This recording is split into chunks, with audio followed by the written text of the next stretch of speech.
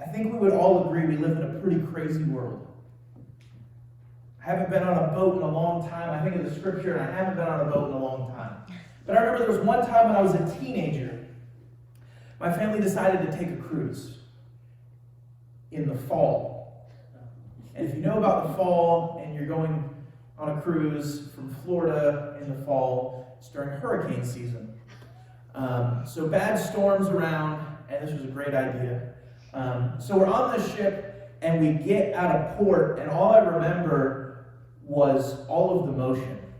Because it was so bad on the ship that you would walk, and you couldn't walk straight. You were walking like this, knocking from wall to wall because the boat was moving so much.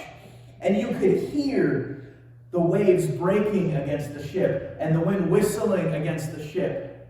It was not a very enjoyable experience. This happened for most of the night, the first night on the ship. And this was one of the first cruises my sister had ever been on. She's 4 years younger than me. And I remember very clearly, she's like, how can we get off this ship? She's like, I can't stand this, because she was so motion sick because of all of the motion from the boat. But at some point, the wind finally subsided, and the boat became much more stable, and we're finally able to get a little bit of sleep without all the motion. But I remember that from that point, that whole cruise was marked with my sister having motion sickness. And she ended up having to get little bracelets that helped with the motion sickness and all of this. But the whole point was that it was just because it started off so rough. The waters were so rough, the wind was so powerful.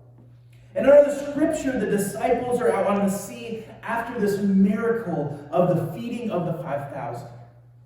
Jesus fed 5,000 people, and his first response is, I need some time by myself.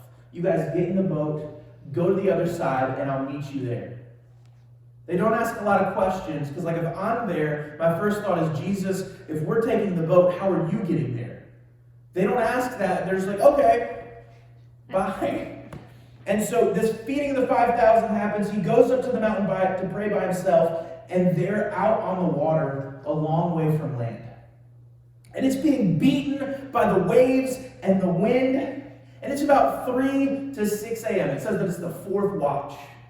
And so it's about 3 to 6 a.m., and they're out in the water, and Jesus comes walking up to them on the water. The first reaction is probably the same that a lot of us would have: fear, worry, anxiety, and uncertainty, because they're in this storm and someone comes up to them walking on the water. I don't know about you guys, but I've never seen anyone walking on water. Okay, so I'm going to go ahead and no one's like, I've seen it. I wanted a story, but no one has seen it. So right, all of this uncertainty happens. They have no clarity of what's going to happen. And in the storm, they had a couple of options, and we have a couple of options too. The first being is that you can just stay in the storm. Just like the disciples, when they were stuck in the storm, they were stuck in the storm. In other books of the Bible, we see the same event, how the disciples were struggling to row across the sea. They were only halfway across the sea. They couldn't make it through the storm. They couldn't do it alone. They weren't comfortable in the storm, but they also didn't cry out for Jesus to help them. How often are we okay with just being stuck in the storm? Stuck in the middle of some storm in our lives? How we just get comfortable sitting there waiting for something to happen. Or something to change. Or something to change so we could row a little faster or row a little different. But we're not really moving at all. We're waiting for this big situational change. I'm sure there are plenty of people, and I can probably name, just like you can, 5, 10, 15 people in your life that just like to complain about the storms in their lives, right? They get on Facebook and they post about every storm that's happening in their lives. They like to compare their storm to other people's storms. Like, mine has thunder. Mine has lightning. Yours only has hail. Mine has rain. Well, mine has snow. Right? So, like, they compare their storms to other people's storms. And they would feel like they would lose their identity if they got out of the storm. There are people out there that chase storms, right? If you've ever seen like the Discovery Channel, there's storm chasers. I'm not talking about these kind of people. I'm talking about people that are worse than that. All they want to do is wallow in their storms. They just want to sit in the middle of the storm and complain about it and feel like that's all that their life is. God never intended for us to just stay in the storm, to be comfortable in the storm. And he didn't for the disciples either. We see Jesus get to them in the storm and he says, "Take heart. It is I. Do not be afraid." Right? The storm leads to fear, worry, anxiety, and so many other feelings. We were never meant to just wallow in the storms. We were always meant for more.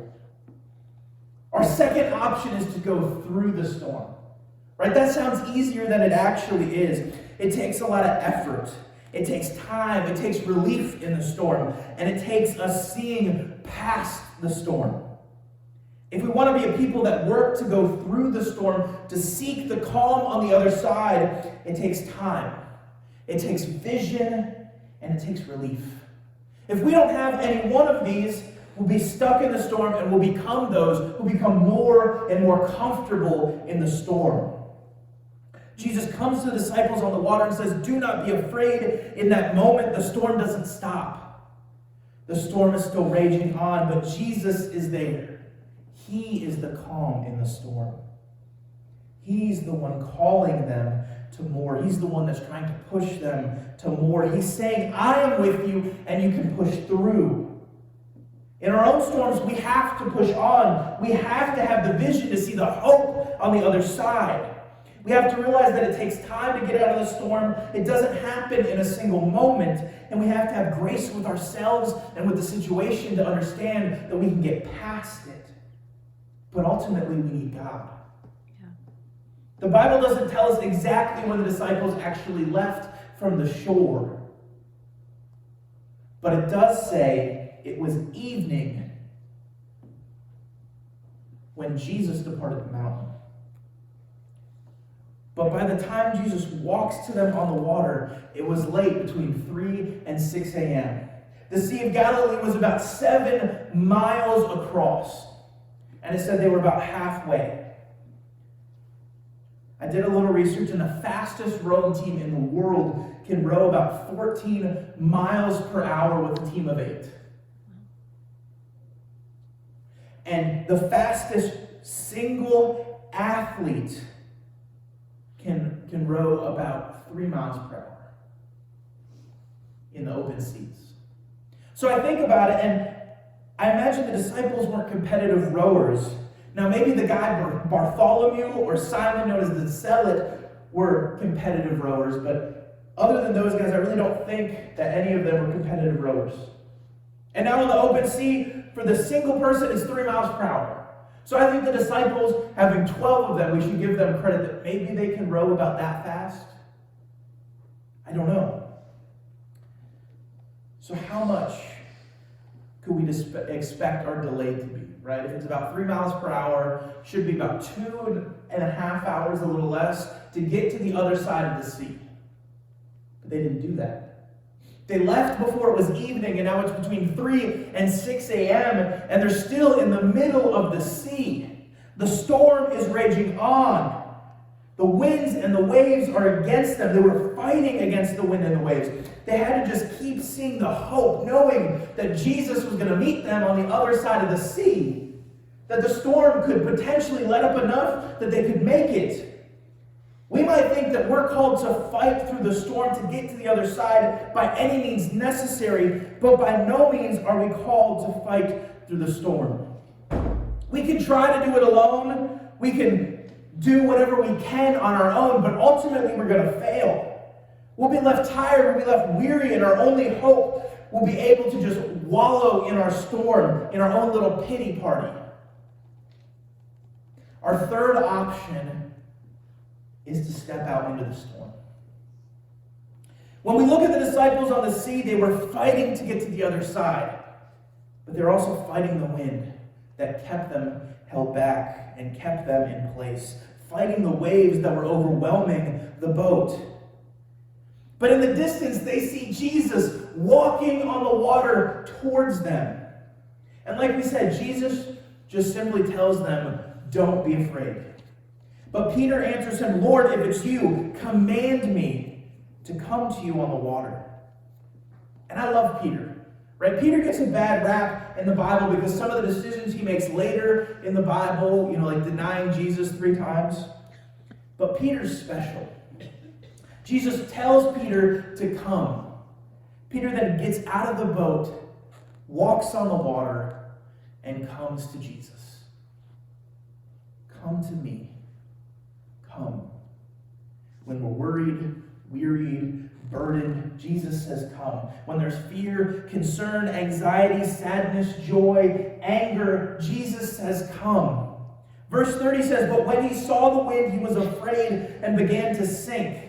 He cried out, Lord, save me. And Jesus immediately reached out his hand and took hold of him, saying to him, O you of little faith, why did you doubt? You have to look past the wind. The storm is raging on all around us, and it's easy to get caught up in the wind and the waves that are crashing, the rain and the hail, whatever it is. But that can't be our focus.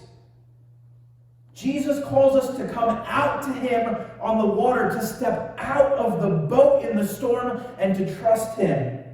But if we let fear lead us, we sink.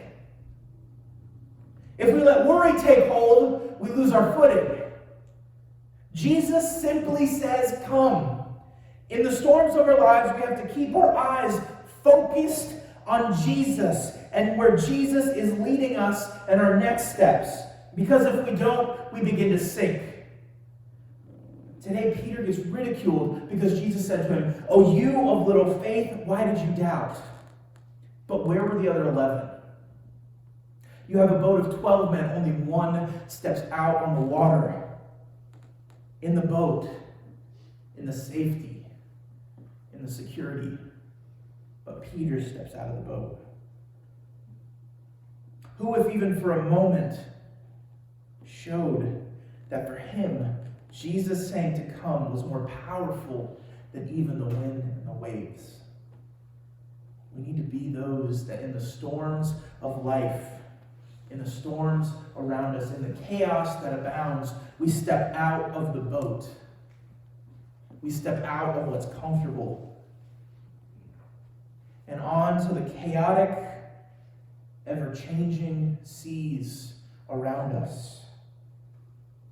Fix your eyes upon Jesus, the one who brings the calm in the storm, the one who is the calm. Nothing around us matters. The wind has no bearing. The waves cannot overwhelm us because our eyes are fixed on Jesus. We will see the peace in the storm. We'll see the calm in the chaos. See, Peter saw it. Even if it was just for a moment, Peter saw it. Peter saw that Jesus was the calm in the chaos, that Jesus was the peace in the storm, that Jesus had the power to calm the seas, the winds, and the waves. It didn't matter what was going on around him. Jesus was the peace. He was so willing to step out into the storm, and the other disciples saw it too, because we see that they start worshiping Jesus. Because the wind and the waves are calmed. But it's only when Jesus comes into our mess that the wind and the waves are calmed. And it says in verse 32, and when they got into the boat, the wind ceased. Jesus is calling us to come. Come out of the boat. Come step out onto the turbulent seas of our life and to see that Jesus is the peace and to seek his calm. I don't know what's happening in your life today. I know there's so many things in this chaotic world that are happening.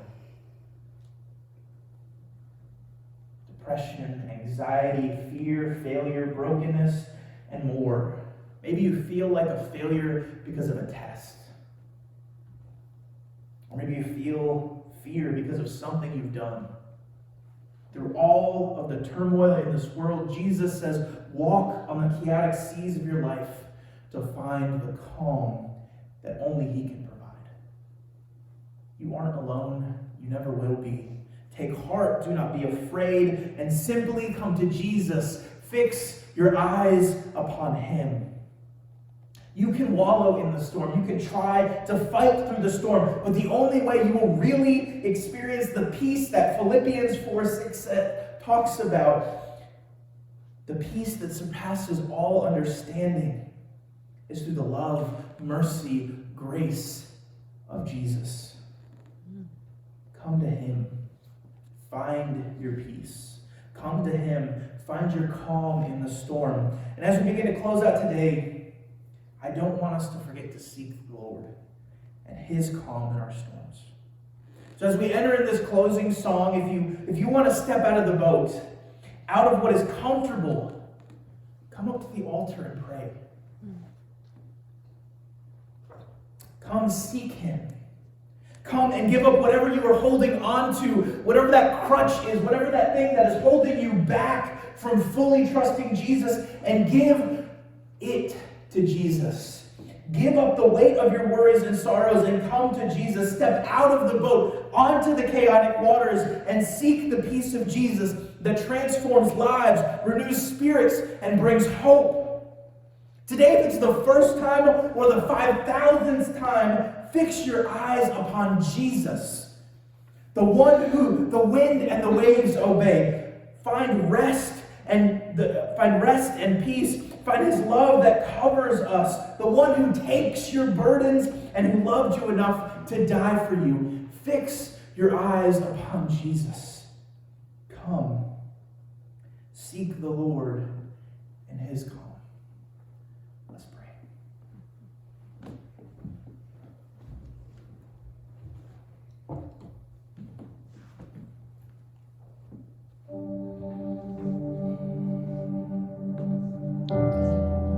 Help us to seek your peace. Help us to fix our eyes upon you. You are the one that the wind and the waves obey. You are the calm in the storm. You are the one that brings peace that surpasses all understanding. God, give us your peace. Give us your calm. Call us out onto the waters. Help us to look past the wind and the waves of our lives and to see you. God, help us to get our footing, to leave what is comfortable, to leave what is safe, and to seek you. God, you are moving in our lives. You're moving in this church. You're moving in this community. God, help us to see you move, to see your vision, to see your hope. But most of all, help us to get out of the boat. We can't do it alone. We weren't able to. We don't want to wallow in it. We can't do it alone. We need you, Lord. We need you in our lives. We need you in our church. We need you in our community, God. Move in ways that only you can. Give us your peace.